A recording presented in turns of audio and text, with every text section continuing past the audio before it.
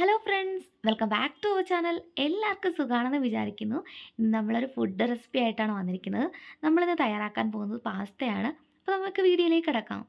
ഞാനിവിടെ 200 ഗ്രാം മാക്രോണിയാണ് എടുത്തിരിക്കുന്നത്. ഇനി ഇത് നന്നായിട്ടൊന്ന് വേവിച്ചെടുക്കണം. അതിന് വേണ്ടിയിട്ട് നമുക്ക് കടായി അടുപ്പത്ത് വെക്കാം. മാക്രോണി വേവിക്കാൻ ആവശ്യമായിട്ടുള്ള വെള്ളം കൂടി വെക്കുക. വെള്ളം നന്നായി തിളച്ച് വന്നതിന് ശേഷം മാത്രം അതിലേക്ക് മാക്രോണി ഇട്ട് കൊടുക്കുക. വെള്ളം നല്ലപോലെ ഒന്ന് തിളച്ച് വരാൻ വേണ്ടിയിട്ടൊന്ന് അടച്ച് വെക്കാം. നല്ലപോലെ തിളച്ച് വന്നിട്ടുണ്ട്. ഇതിലേക്ക് നമുക്ക് മാക്രോണി ഇട്ട് കൊടുക്കാം. ഇതിൻ്റെ കൂടെ തന്നെ മാക്രോണി വേവിക്കാൻ ആവശ്യമായിട്ടുള്ള ഉപ്പും കൂടി ചേർത്ത് കൊടുക്കാം. ഞാനിവിടെ 1/2 ടീസ്പൂൺ ഉപ്പാണ് ചേർത്ത് കൊടുക്കുന്നത്. ഒട്ടിപ്പിടിക്കാതിരിക്കാൻ വേണ്ടി ഞാനിവിടെ സൺഫ്ലവർ ഓയിലും കൂടി ചേർത്ത് കൊടുക്കുന്നുണ്ട്. എന്നിട്ട് നല്ലപോലെ ഒന്ന് വഴറ്റി കൊടുക്കണം. അല്ലെങ്കിൽ അത് പരസ്പരം ഒട്ടും. അതുകൊണ്ടാണ് നമ്മളൊന്ന് ഇളക്കി കൊടുക്കണമെന്ന് പറയുന്നത്.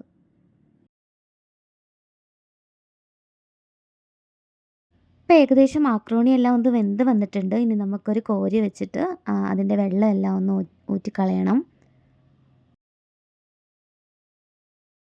അങ്ങനെ മാക്രോണി ഫുള്ള് നമ്മൾ കോരി മാറ്റി വെച്ചിട്ടുണ്ട്. ഇപ്പോൾ വെള്ളമൊന്നും ഇല്ല ഇതിനകത്ത്. ഇനി നമുക്ക് പാസ്ത തയ്യാറാക്കാനായിട്ട് കടായി അടുപ്പത്ത് വെക്കാം.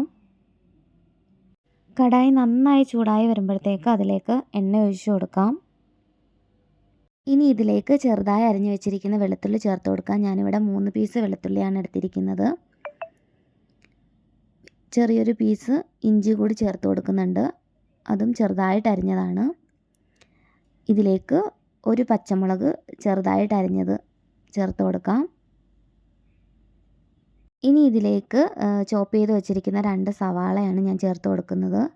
ചെറിയ സവാള ആയതുകൊണ്ടാണ് ഞാൻ 2 എണ്ണം ചേർത്തത്. വലിയ സവാള ആണെങ്കിൽ 1 എണ്ണം ചേർത്താലും മതിയാകും. സവാളയുടെ കളറൊക്കെ ഒന്ന് മാറണം. ഒരു ബ്രൗൺ കളർ ആകുന്നവരെ നല്ലപോലെ ഒന്ന് ഇളക്കി കൊടുക്കുക. ഇനി ഇതിലേക്ക് ഒരു വലിയ തക്കാളി ചെറുതായിട്ട് അരിഞ്ഞത് ചേർത്ത് കൊടുക്കുക. തക്കാളി അരിയുമ്പോൾ നല്ല ചെറുതായിട്ട് വേണം അരിഞ്ഞു കൊടുക്കാനായിട്ട്. കാരണം ഇത് നല്ലപോലെ വേവാൻ വേണ്ടിയിട്ട് വലുതായിട്ട് അരിഞ്ഞു കഴിഞ്ഞാൽ നമുക്ക് ആ കഷ്ണങ്ങളൊക്കെ അതുപോലെ തന്നെ കിടക്കും. അതുകൊണ്ടാണ് ചെറിയ പീസായിട്ട് തന്നെ അരിഞ്ഞ് ചേർക്കുക.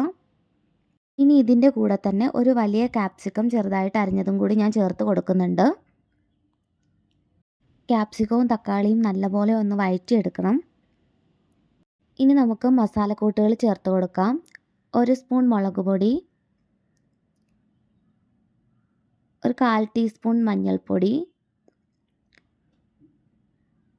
1/4 ടീസ്പൂൺ പെരിഞ്ജീരകം പൊടിച്ചത്,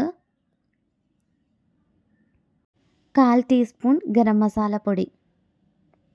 ഇനി നന്നായിട്ടൊന്ന് പൊടികളുടെ പച്ചമണം മാറുന്നവരെ ഒന്ന് നന്നായിട്ടൊന്ന് വഴറ്റി കൊടുക്കണം. ഇനി ഇതിലേക്ക് 2 സ്പൂൺ ടൊമാറ്റോ സോസ് കൂടി ഞാൻ ചേർത്ത് കൊടുക്കുന്നുണ്ട്.